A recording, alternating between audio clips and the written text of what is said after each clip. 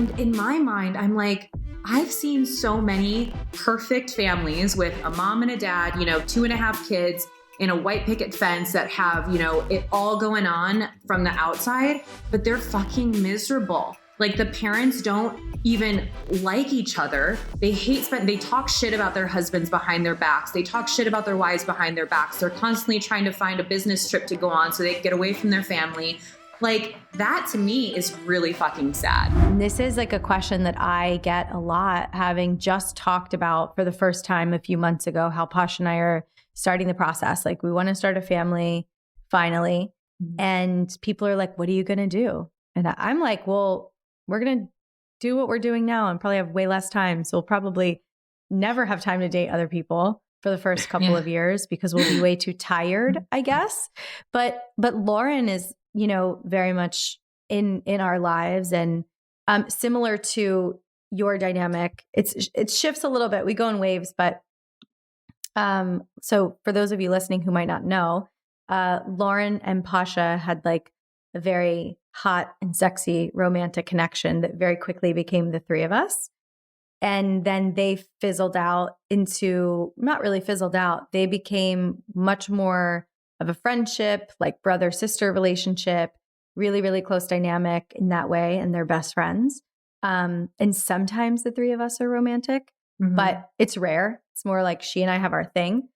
And I can see her being in our lives that way forever, and I wouldn't hide that from my children. And so, we never really know until we're like in it and you're present in the moment. But I imagine that that's how we'll do life as we have kids.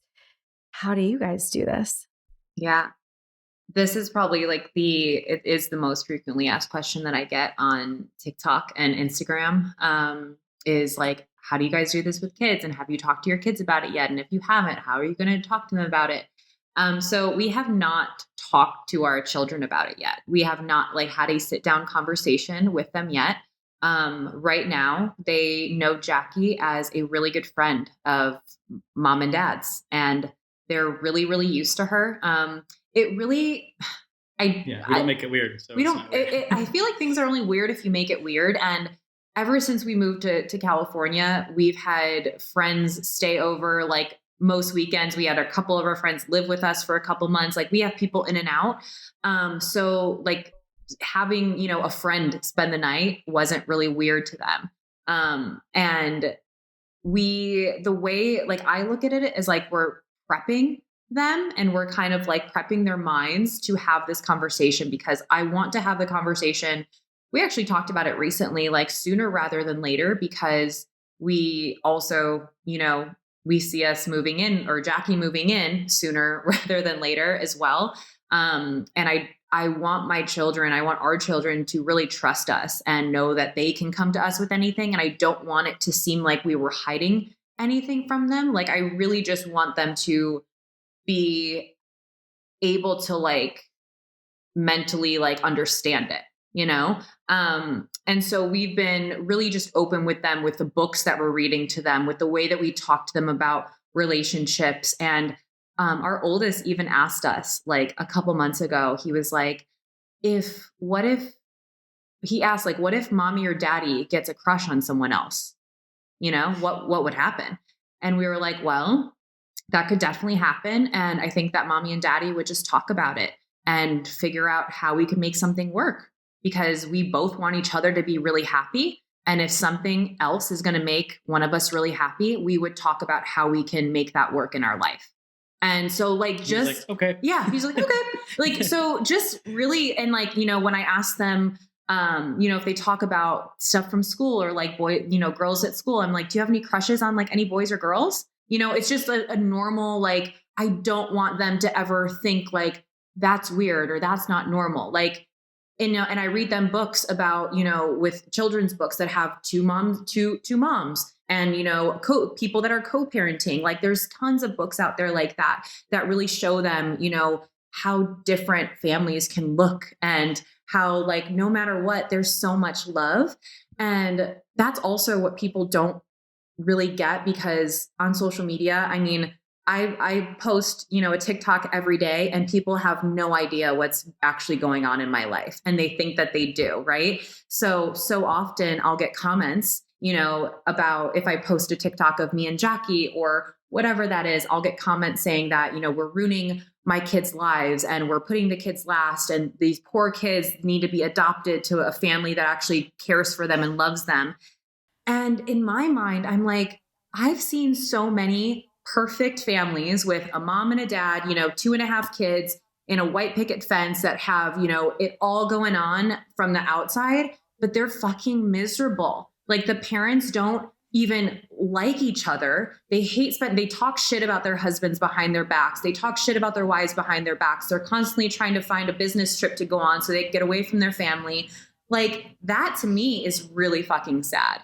Like that to me, there's a problem there.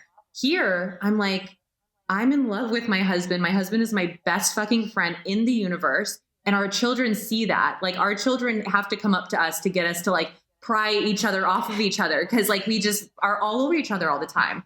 And like, I want them to see that. I want them to know, like, you don't ever have to settle for a love that's like not like this, like you should feel like this about your partner. And if it's more than one person that you get to feel like this about, that's fucking amazing. Why would I want to take that away from you? Right? Why would anyone want to take that away from anyone? And like, people don't get like you're adding this person to your family and all it's doing is bringing more love and more support and more community and more help into your household.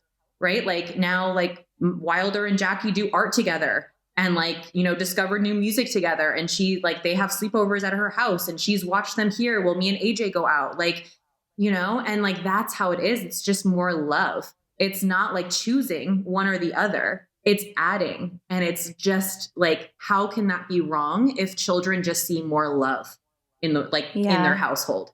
Right? Like that to me is just like, how can you think we're bad parents when we're literally just doing what's best for us? Because what's best for us is going to make us better parents for our children, Totally. Wow. I mean, I'm not a parent yet, but everything that you're sharing and saying is giving me so much hope for like how to do this and knowing that there are other moms and dads like who are doing it this way and the resources of like having the right books and, because in my mind, I think that it's almost like where you are, it's like a conversation's going to happen, but they're already living it because it's never been hidden from them. Yeah. And they're growing up with this sort of dynamic already, which I think is so beautiful. And, like the hate that comes on the internet, because like I've gotten a taste of it myself. It's like people are so afraid, I think, because, they have all of these, fears and kind of like taboos and sexual shame that everybody's grappling with on their own.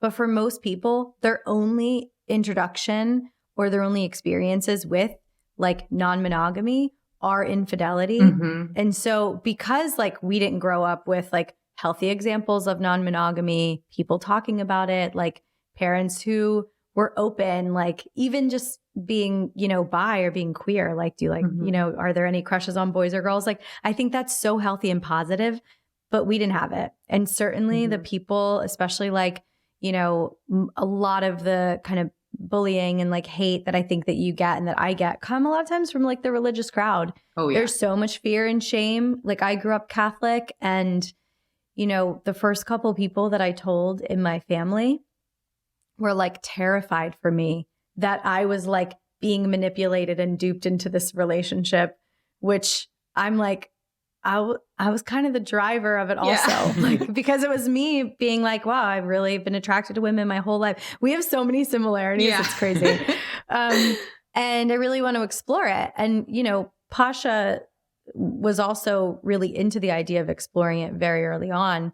But I think that he and you, AJ, have a lot in common where he's like, relationship wise, he's always been, or maybe not, because you said you've evolved. He's always been like, I don't really want to have like a relationship that's like deeply emotional with anybody else except for you, until Lauren came along and like now they share that. But again, what I think I'm getting at is there's so many ways to do non-monogamy, but the fear that comes in, it's because people see infidelity, cheating, and things like that blow relationships up. Yeah. And this is so different. This could not be more different than kind of cheating on your partner, because I get that a lot too. It's like, oh, it's, you know, what, you're just cheating on your partner, calling it something different. It's literally the opposite of what it is. Like, this requires so much openness, so much honesty, so much trust, so much vulnerability. Yeah, and like you can still cheat in this kind of dynamic. Yeah. Totally. Like, it's hard operating in gray areas sometimes. So like, yeah, you can still do like a lot of hurt and a lot of wrong. That's the thing, is like, people think like you the same things can't happen. Like, I had someone comment saying, just wait till like you guys all get an STD, and like STDs are so much more common in relationships like this. And I'm like, do you think that all polyamorous people are out like sleeping with 20 people a week and like just it's a free for all and it's just, you know, orgies and sex parties every night? Like, no, you can actually be in committed relationships and still be poly, right? And like and you can catch an STD in a monogamous relationship too, from like cheating on your partner and fucking lying about it. Like, you know, it's just like things like that where I'm like, why do you think that this only happens in poly relationships, you know? Yeah. It's bizarre. No, it sounds great.